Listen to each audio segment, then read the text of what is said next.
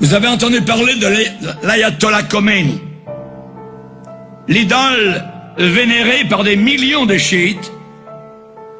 Et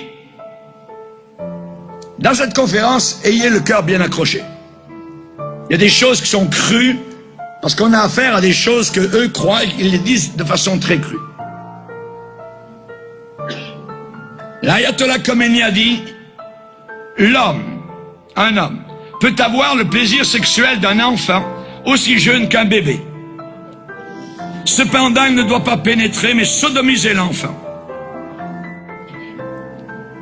Ensuite, il a dit, Khomeini, il est préférable pour une fille d'être mariée dans un tel temps quand elle commence sa première menstruation dans la maison de son mari plutôt que dans la maison de son père. Et ensuite, il ajoute, un tel père qui donne en mariage une fille si jeune aura une place permanente au paradis.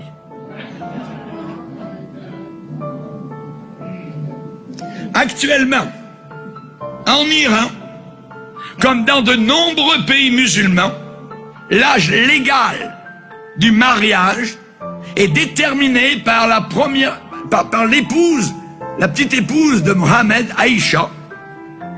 Elle était mariée à Mohammed, elle avait 9 ans.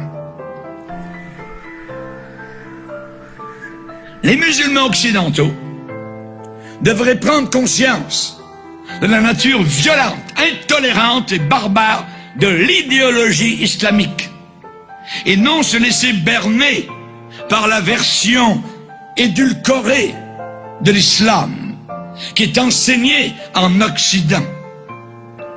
Les islamistes attendent simplement une prise de pouvoir dans le monde entier, une prise de pouvoir, ce qui leur permettrait d'appliquer la loi islamique dans toute son horreur et d'enlever nos lois démocratiques.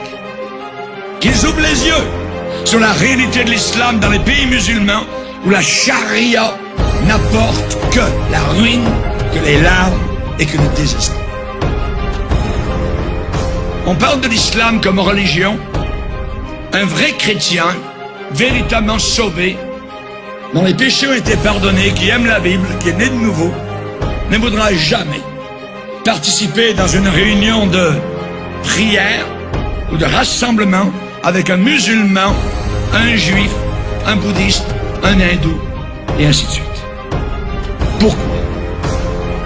Parce qu'un vrai juif ne participe jamais dans une réunion de prière avec un chrétien ou un musulman. Et aujourd'hui, nous avons ce qu'on appelle l'écuménisme, pour revenir à la pédophilie bénie d'Allah. Regardez ces petites filles, voyez, 7 ans, 8 ans, c'est le jour de leur mariage.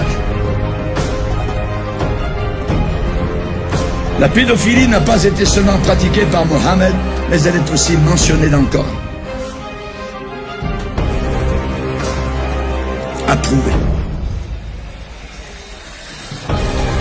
Quand vous voyez les médias montrer des événements dans lesquels des hommes religieux de plusieurs croyances différentes s'unirent dans une démonstration œcuménique afin de dire des prières, il est certain que chacun de ces hommes compromet ce qu'il est supposé croire pour pouvoir participer à un rassemblement politique. Ma Bible me dit paix sur la terre parmi les hommes qu'il agrée. Pas n'importe où, parmi les hommes avec lesquels Dieu, le vrai Dieu, est d'accord. Jésus-Christ a fait la paix, je dis bien la paix, par le sang de sa croix, Colossiens 1:20. Il est mort pour mes péchés, il a été enterré, il est ressuscité. Nous, comme chrétiens, il va falloir revoir ce que nous croyons, parce que tout cela est mis en cause aujourd'hui. Par l'écuménisme, par ce rassemblement de toutes les religions, par l'islam en train de monter dans le monde entier. Et actuellement, il y a donc des marches comme cela. Faith Walking Together. Toutes les foi, toutes les croyances qui marchent ensemble. On a eu Billy Graham qui s'est promené avec des hindous lorsqu'il y a eu le World Trade Center. On a eu Kenneth Copeland avec le pape a assis, a rassemblé un paquet de religions. Il y a actuellement dans notre génération la montée de la religion qui est décrite dans la Bible, dans Apocalypse chapitre 17. Cette religion qui est une religion de prostitution et que Dieu va détruire, qui sera dirigée par l'Antichrist avec son faux prophète. Toutes les religions ensemble. Cela n'aurait pas été possible il y a juste 20 ans ou 30 ans. Mais notre génération actuellement est en train de croire que l'on peut faire la paix parce qu'ils disent il y a le même Dieu, il y a un seul Dieu. Unissons toutes les religions et on aura la paix sur la terre. Complètement faux. Réunion œcuménique assise, vous voyez le pape, donc, qui est avec des protestants, qui est avec des juifs, qui est avec le Dalai Lama, qui est avec des hindous, des musulmans, et ainsi de suite. Donc, on voit cela qui est en train de monter actuellement, et dans ces rassemblements œcuméniques, le plus grand transgresseur, c'est qui? C'est le chrétien. C'est le chrétien. Pourquoi? Parce que le juif, il peut prier Dieu sans violer ses principes, parce qu'il n'a jamais dit qu'il croyait en Jésus-Christ. Le musulman, lui, il peut prier Dieu sans violer ses principes, parce qu'il n'a jamais dit qu'il croyait en Jésus-Christ. Mais le chrétien, lui, il a déclaré croire en Jésus-Christ seul.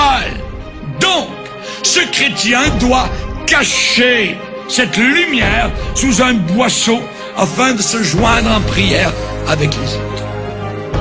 C'est un reniement total de son Seigneur afin d'être politiquement correct.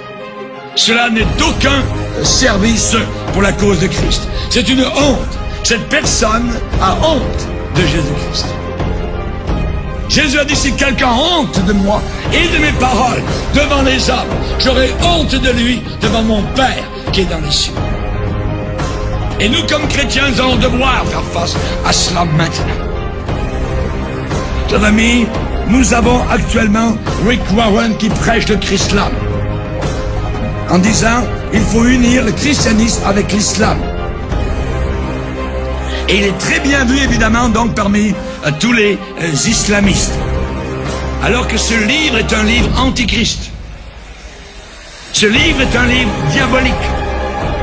Ce livre est inspiré par un homme inspiré par le diable.